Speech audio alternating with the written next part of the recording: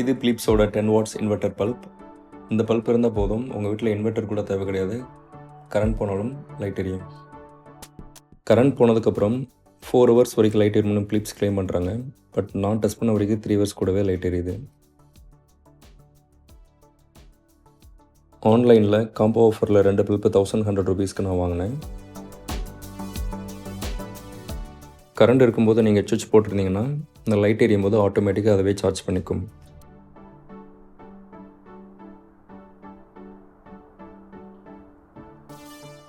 இந்த பல்பில் லைட் எரியிற டைரெக்ஷன் உங்களால் மேலே கீழே சேஞ்ச் பண்ணிக்க முடியும். உங்கள் வீட்டில் ஏற்கனவே இருக்கிற இந்த மாதிரி பல்ப் ஹோல்டரில் உங்களால் இந்த பல்பை ஃபிக்ஸ் பண்ணிக்க முடியும்.